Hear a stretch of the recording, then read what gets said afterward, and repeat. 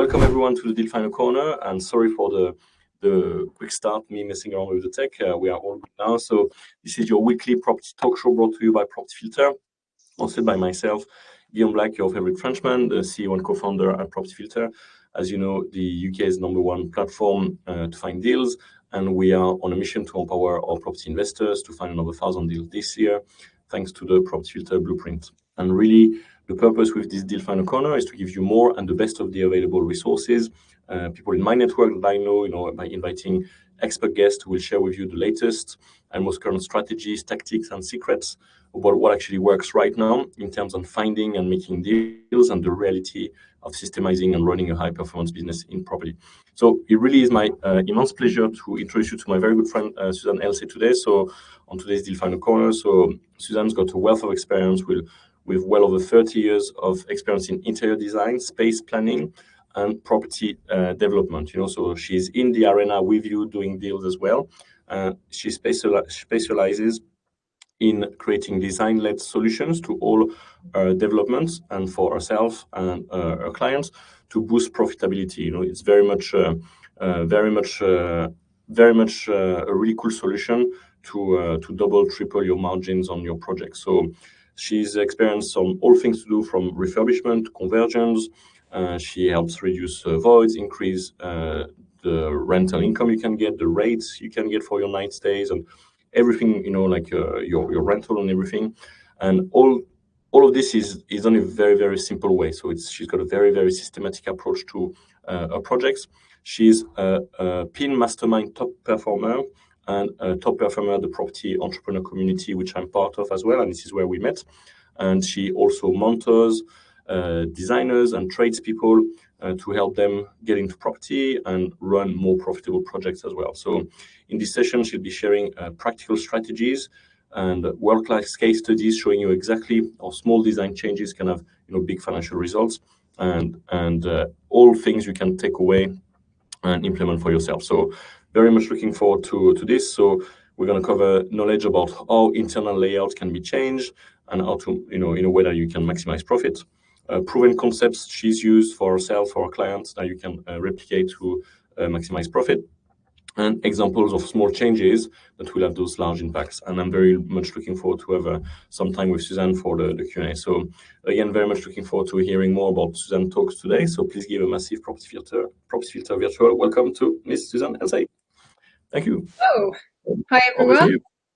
Thank you so much for a great introduction. Thank you. Got to live up to the hype now. Yeah, no, you do great. You do great. I shall just share my screen.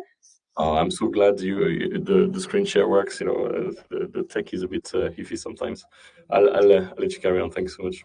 That's okay. I can't see anybody at all or the chat or anything, so I'm just going to move through the presentation, and obviously if there's anything that isn't working, if you can just shout and I can then either go back or correct something. So you now know who I am. I'm Suzanne Elsey, and I have had over 30 years of experience in interior design, and I started furnishing interiors back in 2009, which is when I set up on my own.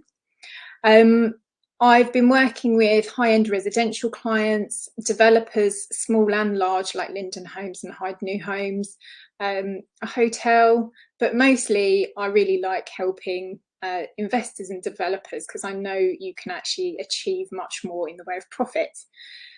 I started my own development company with my main contractor, Craig, back in 2019, and that was because of Brexit and the amount of clients coming through had sort of dried off, or they were postponing. So we felt that we needed to do something a bit different. So we use investors' money to buy land or dilapidated buildings, creating high returns for the investors. And then because the trades that were around us saw what we were doing, and they typically all have an interest in property and getting into it for themselves, but are time poor or haven't got the pot of money, we also teach trades how to get their business ready to run alongside their property business and to get into property themselves. We started that about 18 months ago.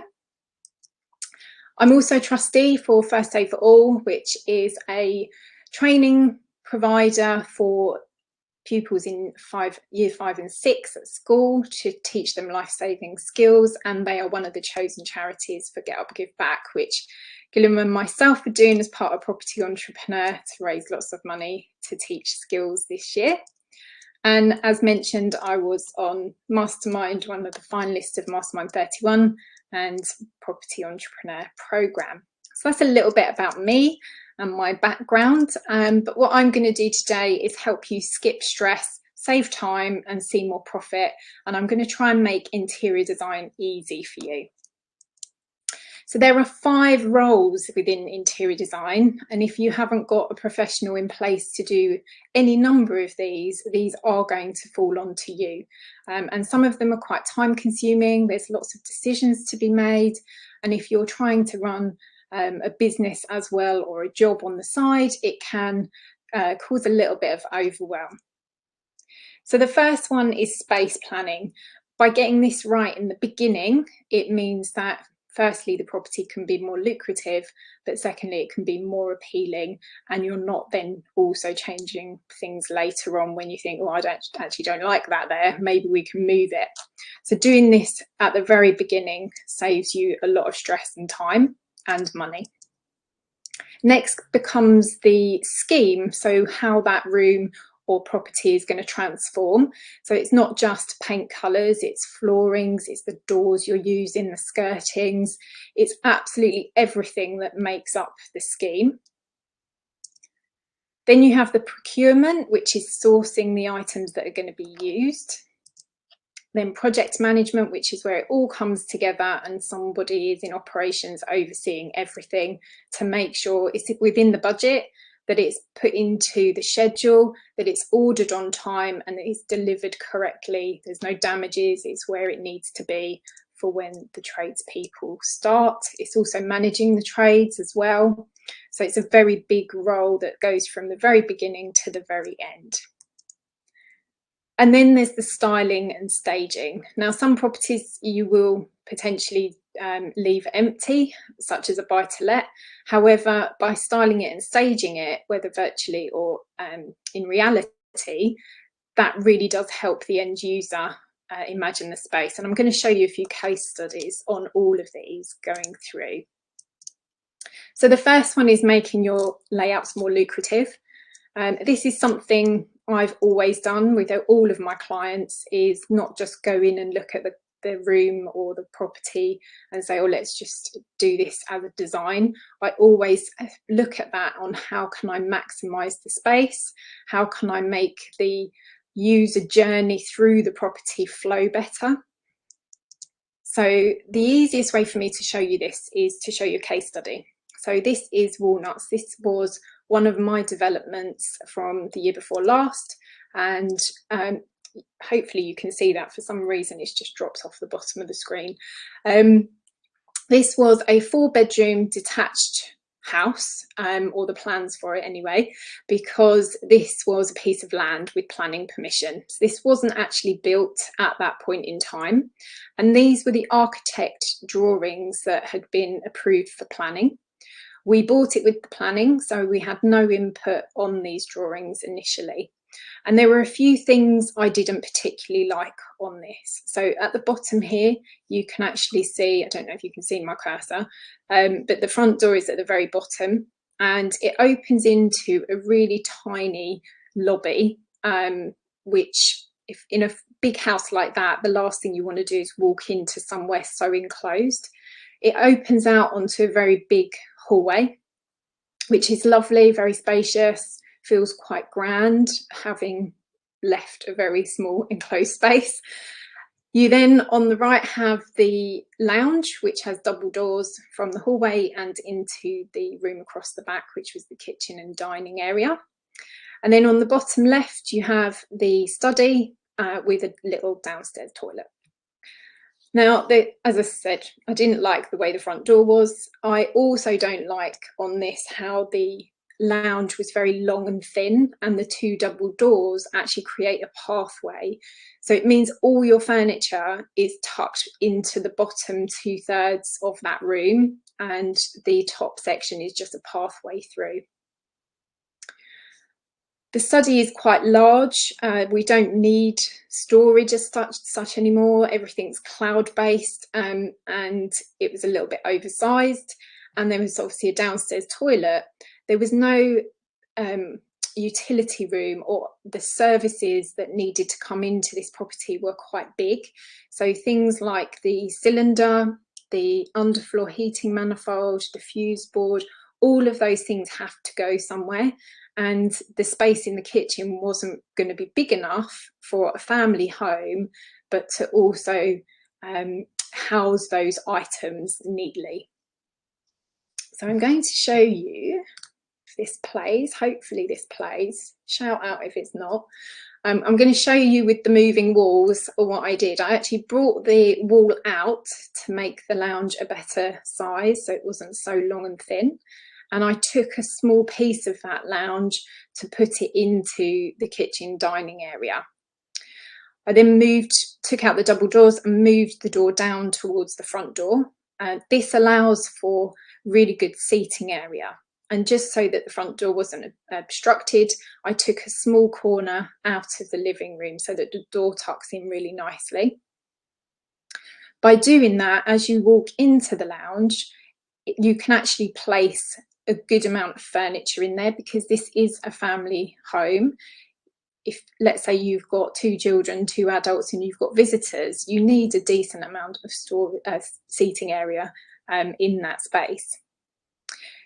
Because I'd moved the wall over, I took the study wall back and I brought the downstairs toilet wall forward and then split the space into 2, so that I've got the study, which is still a 1.8 metre desk size or width, plus a utility room as well for the boiler, cylinder, manifold, etc.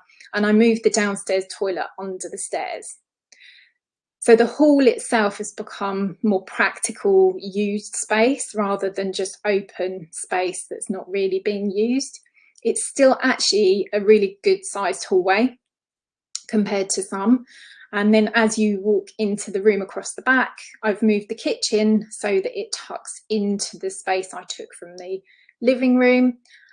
It's now got space for the dining table between the peninsula and the bifold doors, and you've gained another seating area on the left-hand side, so it's a proper open plan family space. So those are the changes I made downstairs, and hopefully you can see how that's added more benefit to the property with the utility room and the added seating area, which is ideal for a family.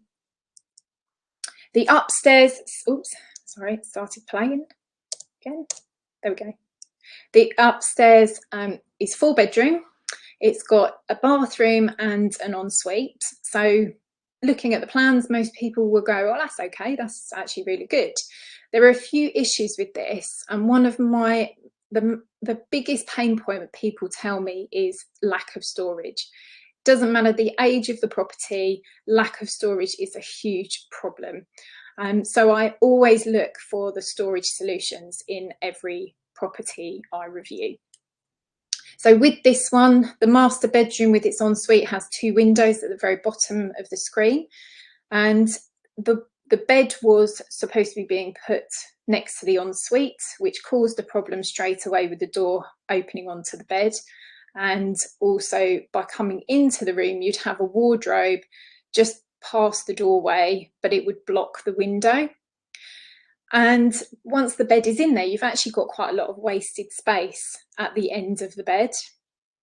The bathroom was actually quite narrow, and again, this is a family room, so you've got to think about how people are going to use that space. So anyone with young children that might be bathing them, sometimes you need to lay them down on a changing mat, for example, or you're kneeling down next to the bath to keep an eye on them, and therefore there was not enough space to actually do that. The rooms themselves are actually quite a good size. The 2nd bedroom, which is the one on the bottom left, that has a slight issue in that the door, even if you swapped the position of the door to be hinged on the other side, that would then still hit the bedside tables. So that was a little bit on the small side. However, it's still a good size. So this is what I did. Hopefully that's playing. I actually moved the wall across so that it was in line with the stairs. So as you came up the landing, you had a nice area still, but it gained the space into the bedrooms themselves. This allowed in bedroom 2 for the door to actually open into that space, so it didn't impact the footprint of the room at all, leaving much more space to walk around the bed. You also gained this space in the master bedroom, and by putting a partition wall up and moving the bed forward, I was able to move the ensuite to behind the bed and create a walk-in wardrobe. The wall didn't come right down to the front of the house because of the window. So by leaving that gap and having it open, you've been able to move the wall across to where you wouldn't have been able to before. I wanted the landing to still be a good size, so I pushed the other wall back, which made the bedrooms fractionally smaller, but because they were a good size, that didn't actually matter too much. And the bathroom has gained that extra space it needed. So bedroom 3, by doing the wall movement, it's actually created a nice little niche area where you can put the wardrobes, which means, again, you've got really good storage and it hasn't impacted the main area of the bedroom.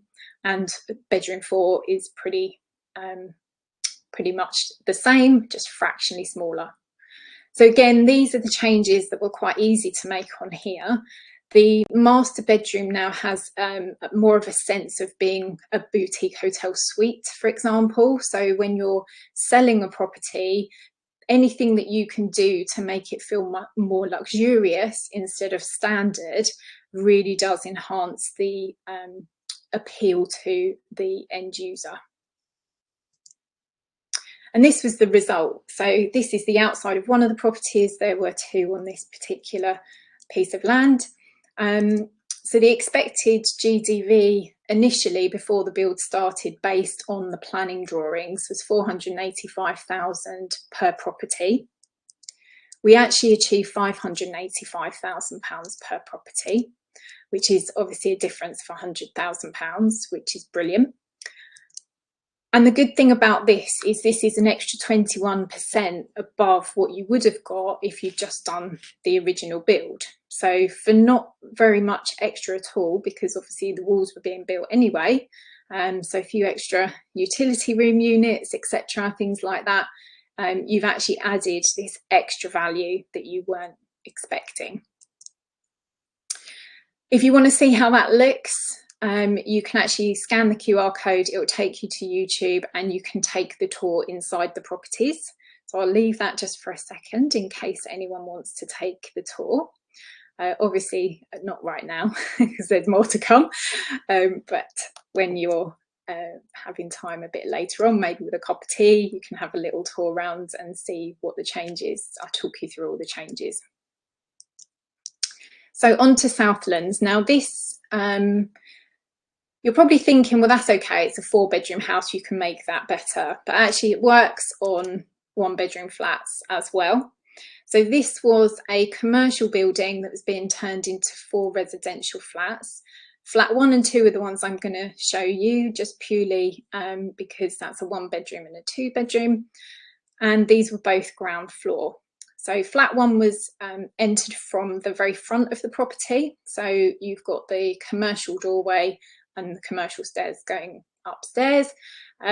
And they have put, I don't know if you can see my cursor, but they've put the front door here with the shower room right next door to that.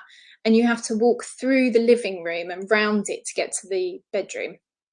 Now, the first thing that I looked at, apart from not liking the setup, was the fact that the bedroom, you can just fit a bed in. There's no storage whatsoever. And it just wasn't particularly appealing to think that someone in the middle of the night might need to move from the bedroom through the living room into basically the front door to go into the shower room. And you've got a huge open plan space, but it is effectively a walk-through. So this is how I changed that one. Hopefully that will start playing.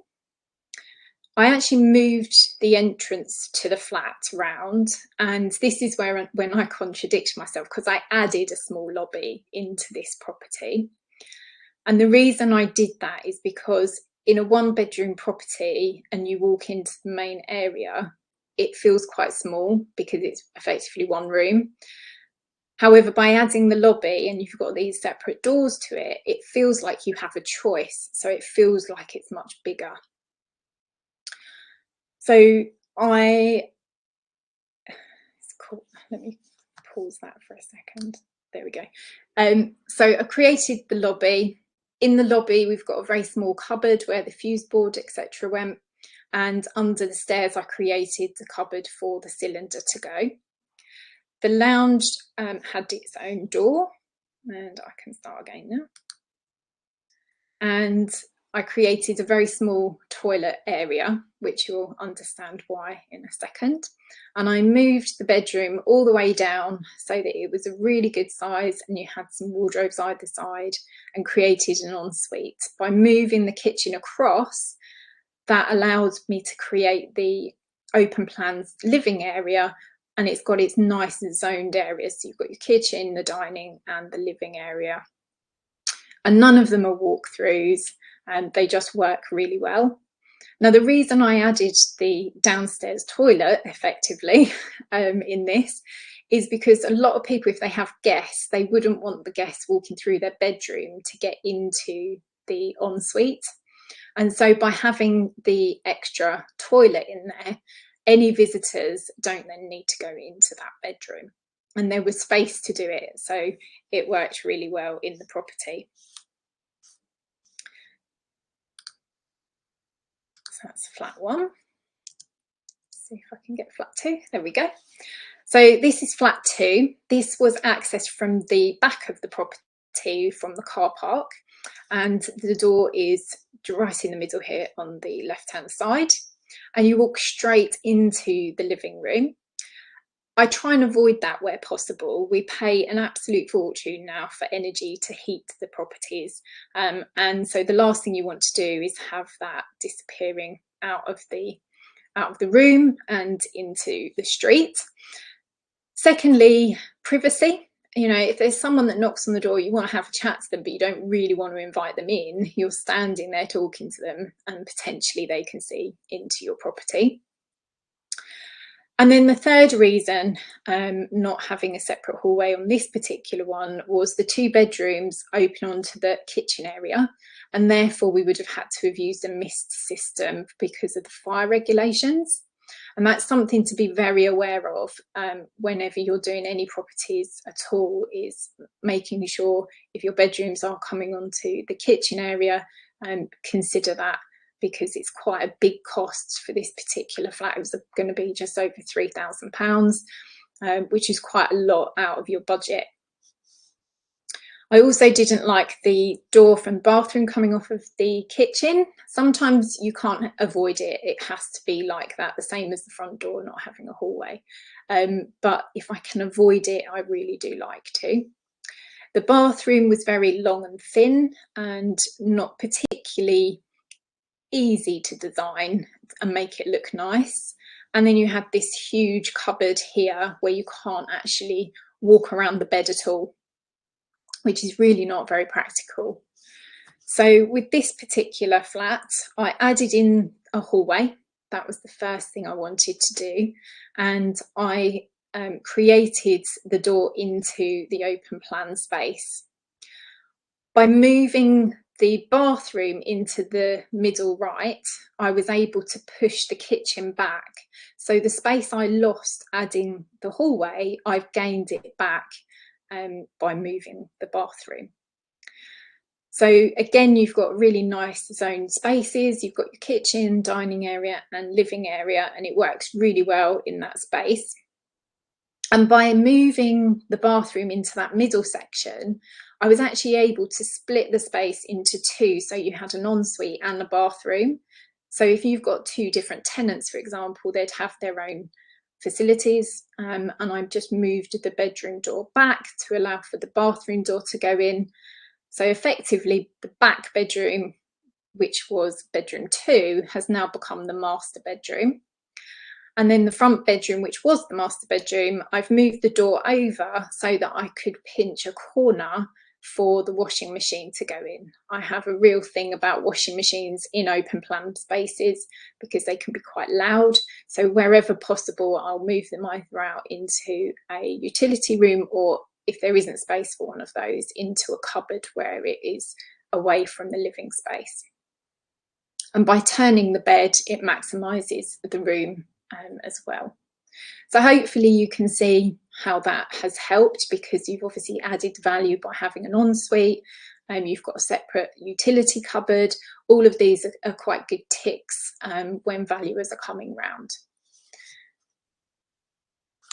Hopefully I can click on. Again, there we go. So this was done for a client, and this was the testimonial that they left, which was wonderful. And it was a really great project to work on with them. So I'll let you have a read. I won't read it out. Hopefully that's okay. So I'm going to give you some examples, because it doesn't have to be major layout changes, but small layout changes make a huge difference. So this was a property. It was actually a basement, open plan kitchen and dining area. As you can see, it's really cluttered. It wasn't a really good use of space at all, because when I was there, the clients, which were a family, there were 4 of them. The husband was prepping the food, as you can see on the counter, and the wife was offering to make me a cup of tea. The children were making their packed lunches, or one was, and getting a drink. And all 4 of them were in that small little galley space by the sink and the fridge freezer. None of the space on the other side of the island was being used at all. And they were finding the kitchen really restrictive. They'd seen 3 kitchen companies, none of which changed the layout at all. And they were really unhappy knowing it was basically going to be the same again. So I gave them 3 options. Most of the changes were due to cost, as to how much they wanted to spend. So they initially said, well, send us your ideas and then we'll work out what we feel is the right one for us and how much we want to spend on it. So I did 3 concepts, and they picked their favourite, which then gets created in a 3D model. So you can really get a sense of what that's going to be like from bird's eye view, from different angles, 3D, 2D, and some elevations. So it gives you a really good overview of what to expect. So with the changes, the one that we went for is this one. So as you come down the stairs into the basement, you had the corridor with the toilet at the end, and you had a utility space and storage on what is the left-hand side of the screen, with the wall then and the door into the kitchen diner. So by removing the wall, we were actually able to create a more open plan space. I've just realised something's gone wrong there. Anyway, I moved the kitchen to the other end, which went into the bay windows. The windows were actually made a little bit smaller to get the worktop underneath it. And that was created and with a peninsula, so that they had the bar stools and the dining room table with bifold doors looking out onto their garden. And the storage and utility space was just created so that you could walk through the utility room into the toilet. So it wasn't going straight from the kitchen into the toilet itself. So they are thrilled with it. They sent me, oh, that's why. That was the before. Why is that not working? Anyway, they sent me a few pictures when the builders had finished, and that is the transformation that has occurred. And again, the changes can be even smaller, but can make a huge difference. So this one is showing you a hallway in a flat. Now, as you walked in the front door and looked left, you could see straight down into the master bedroom and had the wardrobes facing you. So it wasn't a particularly appealing view. And I changed it so that the doorway was moved. so that you actually didn't see all the way down, and you walked down the hallway and then turned right into the room. Now, the reason I did that was because before, when you were in that bedroom, and you can see the wardrobe on the left, which is the one you could see from the hallway, you had wardrobes either side of the bed and the bed in between, which can feel a little bit enclosing. So because I moved the door, I actually took space out of this room, which is what most people wouldn't necessarily think to do. But by taking that corner, I was able to turn the door so that it opened the other way and create the space for the storage and the wardrobes to go into that niche. And it's a really good way of creating a designated area for storage that doesn't impact the actual rest of the room. So that transformed his flat, made it much more appealing, then gave him even more storage than he had before. Same property, this was his living room before, and you had a really horrible pokey little kitchen, which was like a galley kitchen beside it. And we took out the wall and made that open plan so that he could have a really spacious room for entertaining, which is what his focus was going to be. He wanted a really good socializing space. The other thing you can do is knock a wall down so that you can open the kitchen up so that it gets lots of natural light. Sometimes some apartments, they put the kitchen in a place where there's no light because you can turn the light on and cook, etc. But actually having it flooded with natural light makes a really big difference, as you can see in the picture.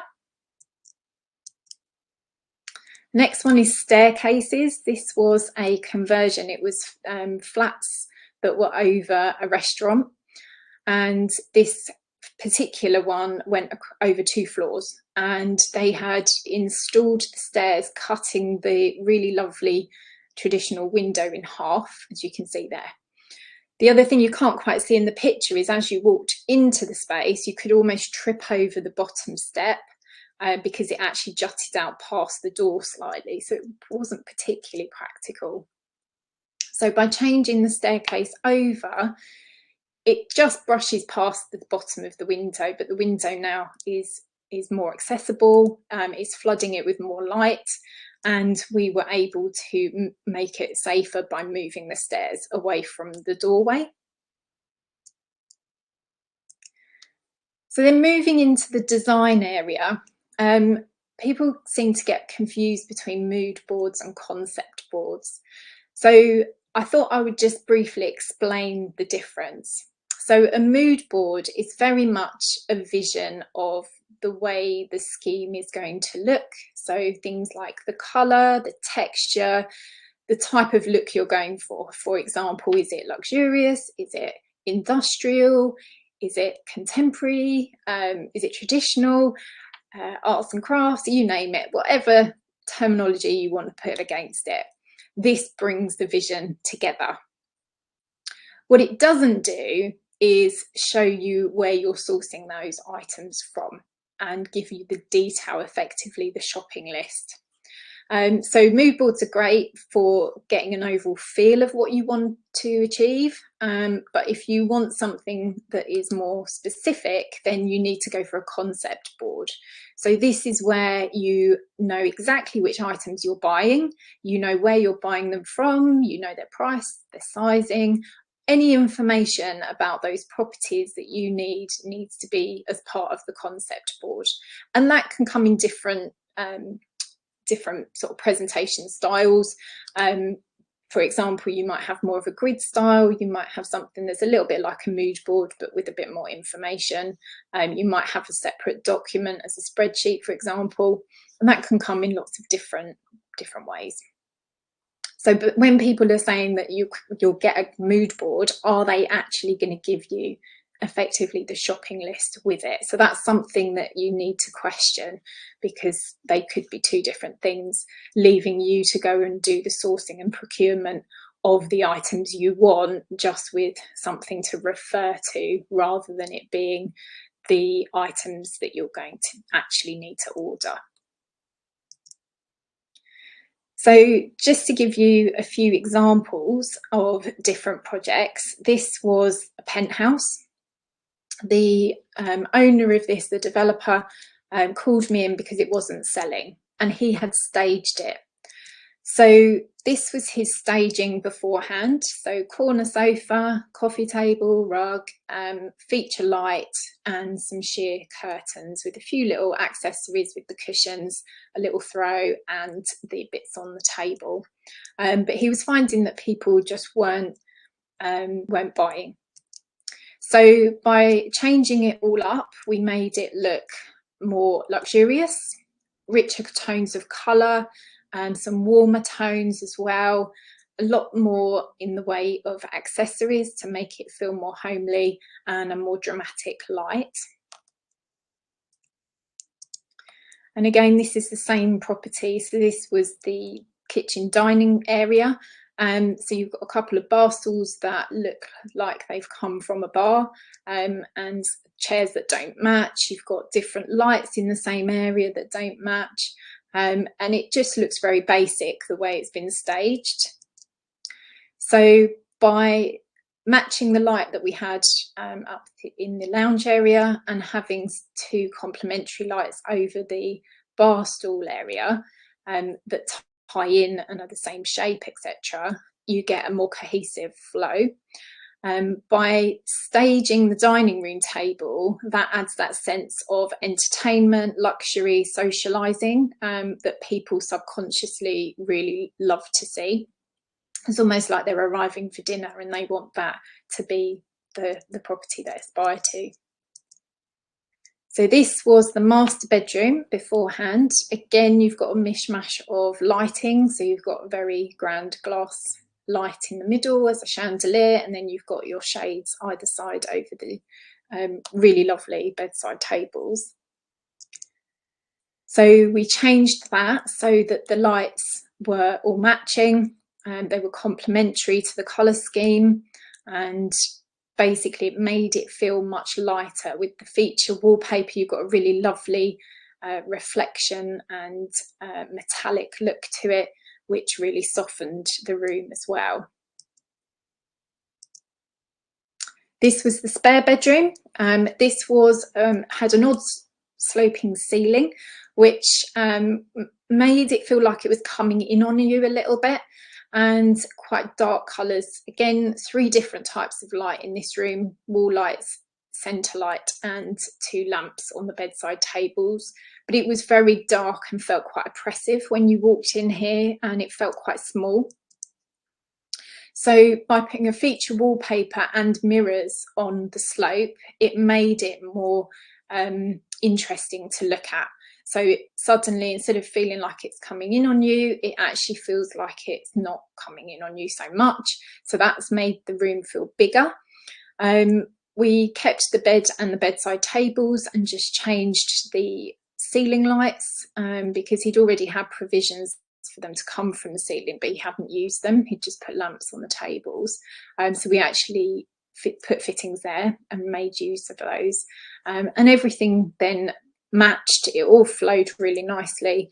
But the main thing on this one was that it just feels much bigger as a room, so it made it more appealing. And this was the pub conversion. This is one that I did as a joint venture with the landlord. And this was transformed as a pub into 5 flats. So this that you're looking at here was the main bar, and where the column in the middle where the fireplace used to be in the middle here, that's where the flats were split in half. So the side you're looking at in the forefront, which has got the bar stools up to that chimney breast, this became this. So this now is a 2-bedroom apartment, and this was staged to sell all of the apartments. And as you can see, the space it created and the light that it brought into the space transforms it. So what you'll see quite often when you're scrolling through Rightmove, or when your end user is scrolling through Rightmove, you'll see pictures like this. So it's a new build, it's an empty shell, and it looks very small. But by staging it and putting that furniture in, suddenly that same room feels more spacious. It's also more inviting, and suddenly it stops them scrolling, because they want to just have a look at the detail in there. So the first hardest thing to do when people are looking on Rightmove is to get their attention. So by having it furnished, you're able to get their attention, and then hopefully they'll book a visit. This was a hotel, very dated, got to be back to the 1980s, this one. So it was in dire need of a refurb. So I got involved with this one. It was quite a heritage building with a big emphasis on the grounds. And they wanted it to have a little bit of a traditional feel, but also be feeling spacious. So we transformed it. I went for wallpaper that had lots of topiary in there. You can't really see the detail of the wallpaper in the photograph. But by bringing in the creams in the furniture instead of the dark browns, it's added lighting, you know, a lighter feel to that and more space. And by moving where the furniture was placed as well, that's really helped. So I'm going to give you some top tips, and what you're trying to do for your end users, whether they are buying, renting, whether it's service accommodation or HMO, you need to create the lifestyle. It could be also assisted living, where you need to have lower units and walk-in wet rooms, etc. So thinking about your end user first is key. And then designing your space to fit that purpose, and then just making it more attractive so that they want to live there. So the first one is adding things like books and accessories, whether that's on coffee tables or bedside tables, windowsills, console tables, the bed, etc. Adding those accessories in. It doesn't have to be lots of them, but just some well-placed ones. That actually makes a huge difference and sells the lifestyle, basically. Adding some luxury to the bathroom, so whether that's you know, a few soaps, whether that's folding your towels and placing them nicely, all of those things, again, give it almost like a little bit of a boutique hotel feel. Layering, that adds a lot of interest. So from photographs and artwork through to candle holders and books and soaps, things that you can layer up actually create a lot of interest. So instead of being very one-dimensional, suddenly it adds a lot more interest and gives you more texture. Setting the table, as you saw in the earlier photograph, actually really creates that sense of living in the property. And again, a lot of people like to socialise with their friends, and so by having the table laid, it again adds to that sense of lifestyle that they aspire to. And then dressing the bed. Most people think interior design is all about cushions and the paint colours. Hopefully you can see it's not just about that. However, they do feature in the scheme. When dressing a room, adding cushions to sofas and beds really does bring all the colour onto the bed and makes that a focal point. So hopefully that gives you a few good ideas, and if not, then I can work by showing you how to do it, working with you to do it, or doing it for you. So hopefully that gives you some ideas. And for Property Filter members, I have got a free success guide download, which is talking to you about layouts and the questions to ask yourself about your property. You will need to speak to structural engineers, potentially an architect as well, before you make any changes whatsoever. Most are doable. Sometimes they're not worth the cost, so sometimes you need to weigh that up as to whether it is worth it or not. But a lot of times you can actually add more value than it's going to cost you. So feel free to do that downloadable. Also for members, I am hosting complimentary calls. So they're 30-minute calls where you can ask me any questions about your project or projects that you have, where I can just have a very quick overview and have a chat and answer any questions you have. So you can either download the success guide or you can book a call on those 2 QR codes. And obviously I'll give those to Gilliam so he can share those with you. Suzanne, thanks Hello. so much. That was really amazing. Thank you. You know, with the calls and things, so who, at what stage is the ideal or best time to start the conversation with you? You know, do I have my offer accepted? Have I exchanged? And at which stage of the project is the best time to get you involved? Most people wait until they've completed on their purchase. However, if people want a bit of advice beforehand, obviously it's just cost before you own the property, and most people want to spend as little money as possible before they actually own it, which is totally understandable. The sooner I can get involved, the better, because any advice about reviewing layouts, for example, can be discussed early, so before it goes out to be tendered to the builders or contractors. That's always good. So it could be that they've had plans drawn up from the architects and I can just review that. Sometimes it could be you've got planning drawings already. Again, I can review those. It could be an existing property. I did a 1-bedroom flat just before Christmas and made that a 2-bedroom, and all that needed was 1 wall removed and a door moved over. So sometimes the changes can be very, very quick and easy, and not actually very costly. Yeah. So get you involved quickly so that you can benefit from this design input. And a lot of the I was commenting as you went along, and you know, I'm a bit of a geek of floor plans and layouts, you know, from the HMO conversion background, but I never would have had the vision you have with these flats, you know, the things you've done on the 2 different flats. I was really impressed with that. So just to share inside the Property Filter community, guys. So we are official partners with Suzanne. So if you go into the community, and on the left here where it says partners offers, this is where you get access to the call here with Suzanne. So if you click over here, so I just sort of go a bit slowly. So I went to the partners offers here over there, and then here on the furnishing and interiors limited, that's Suzanne's, and you get the complimentary half an hour consultation. And I believe then you've got different products where you work with people and you get a discount for being a Property Filter member. So it's very much worthwhile, you know, investing in all these aspects to maximize the profit, the rent, the exit of your projects very early on.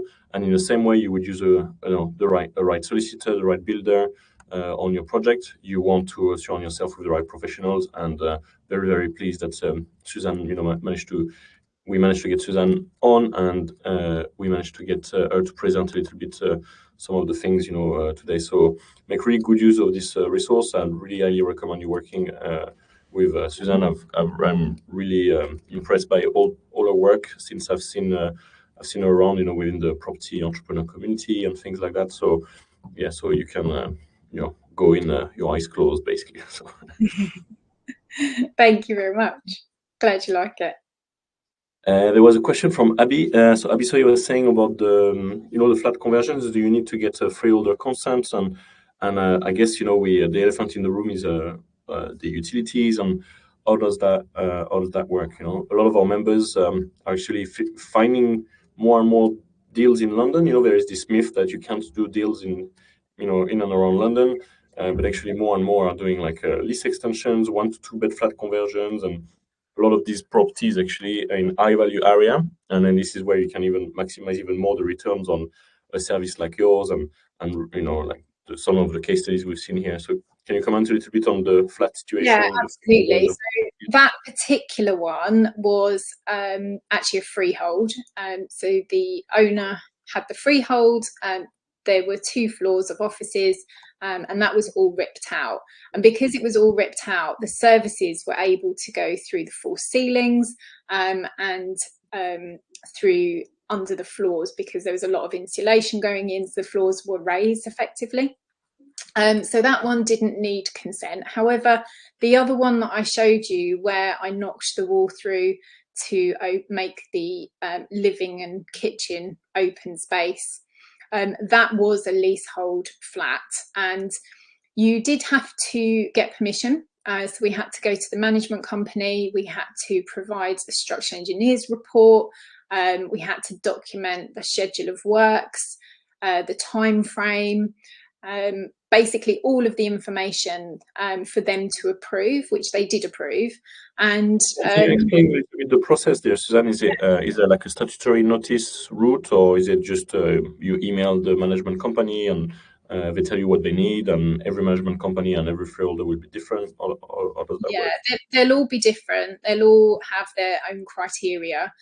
So initially it was just getting in touch. So I asked the client to get in touch initially, because he would obviously have to give me permission to talk to them anyway.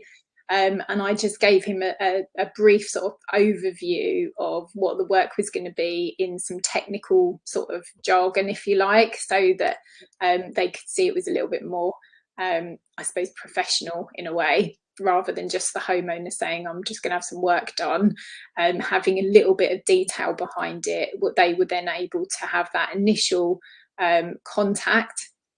So he sent the email across to them to basically ask permission, and to copy me in to say, you know, Suzanne is the project manager on this, she'll be liaising with you as well. So anything you particularly need, or at any point, please obviously get in touch with both of us.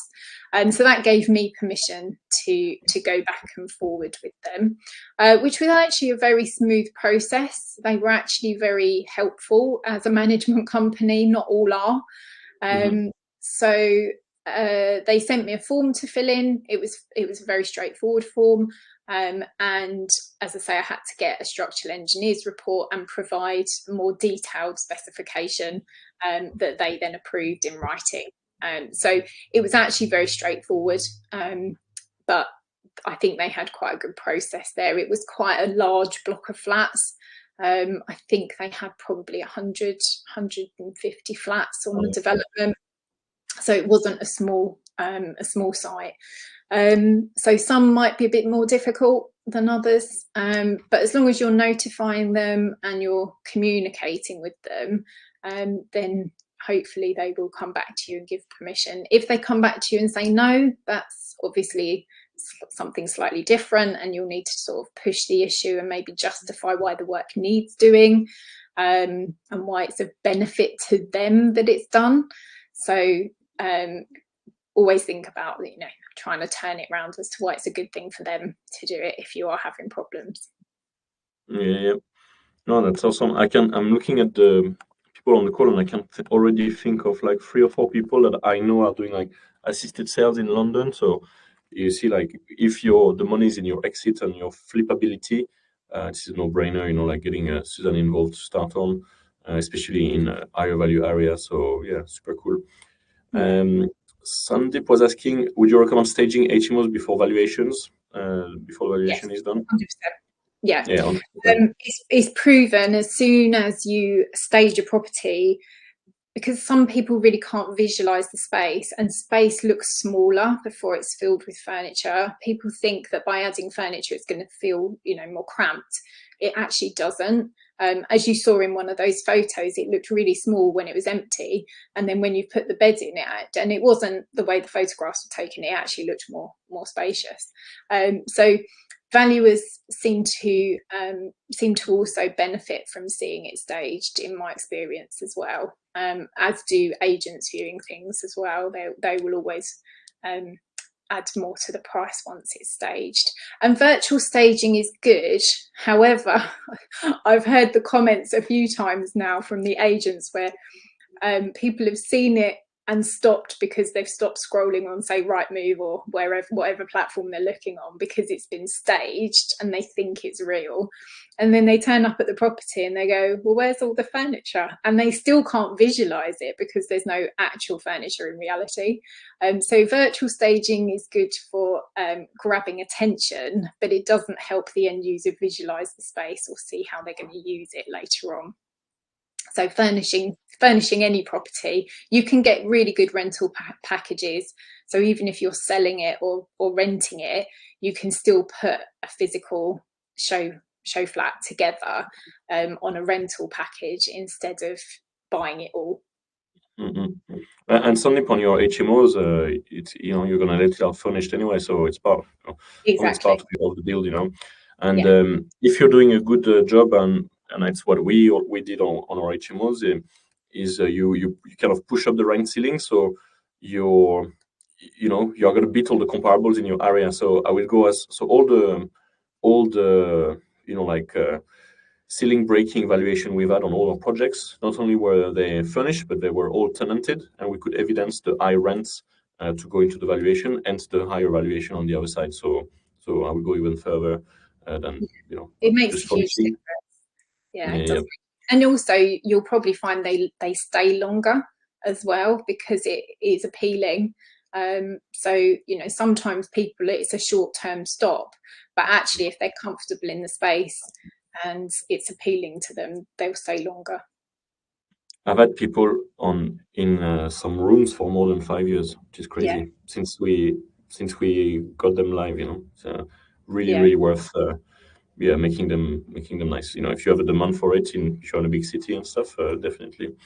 I mean, to be honest, it doesn't always cost a lot more either. Sometimes, I mean, I did a comparison for the guy with the property that was leasehold.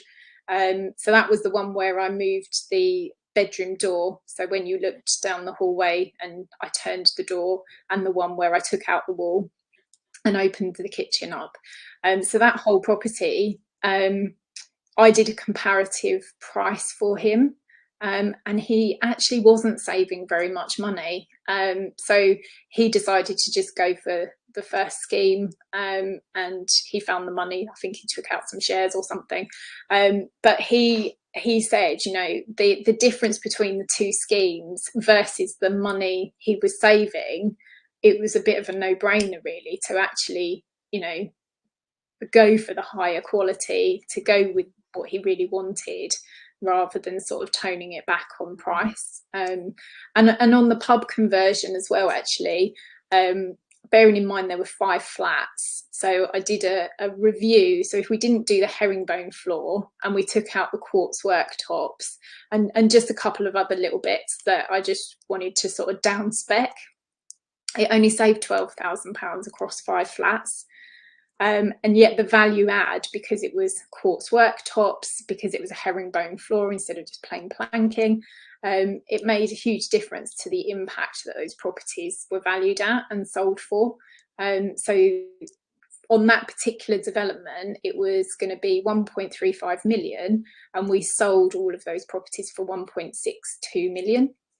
So it's a big uplift, just for making some layout changes and doing, good quality, not the most expensive, but really good quality finishes. Yeah, and definitely you can measure the uplift on the exit, your kind of profit on there. But even if you do a BRR and hold, when you have to think is most of your management bills, utilities and your mortgage repayments are pretty much going to be the same, whatever effort you put into this. So your cost is pretty much the same, but when you add 15-20% on the rent, actually it doubles or triple. It can double or triple your margin. So think of it as not I'm getting 15% more rent, but you move from making this 20% margin to like 40% margin or more sometimes. So do the math and you see like it's like it doubles you can double your cash flow. So it's well worth the investment from the start. Exactly.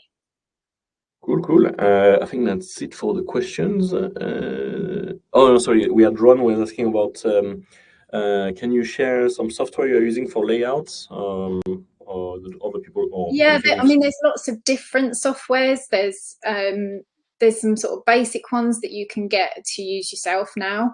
CAD and SketchUp typically is what we use. So which is probably too costly for an everyday. You know, if you're using it all the time, it's fine. But if you're just using it as and when, alternatively, you can get people to draw it up for you. You know, there's various people on, say, Fiverr, for example, or a graphic designer will be able to draw that for you as well. And then you haven't got to worry about it. But there are some really good, quite cheap or free versions if you search online for it. If you just want 2D, you can get 2D planners. There's lots of different ones that you can do trial, for example, and then cancel it. If you just got a property, you know, every now and again.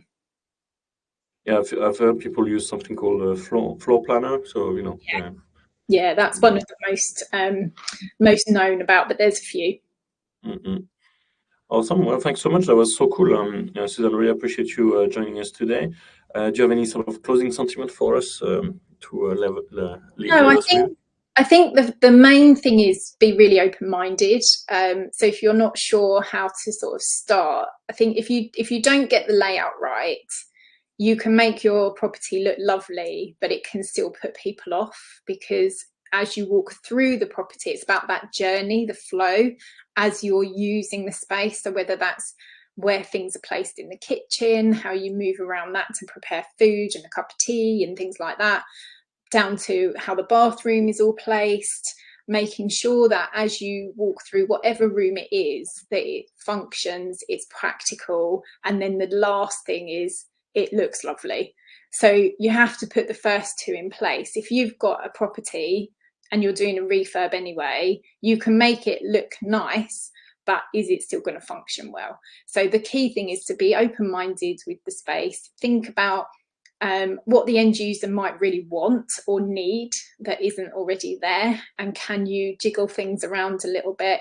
For example, it could be that what is currently the lounge actually becomes a bedroom, because actually by moving the lounge to a different place, closer to the kitchen, for example, it might actually have a better flow and a better use of space. So as I say, it can be really, really simple changes, just like which room is going to be which, for example. That's not any major structural change. So if you're refurbing a property anyway, you're spending that money, you might as well spend it wiser. So yeah, I think that the key thing is you will do all 5 of those roles in your property journey. And it's up to you whether you want to do them or you get somebody else to do them.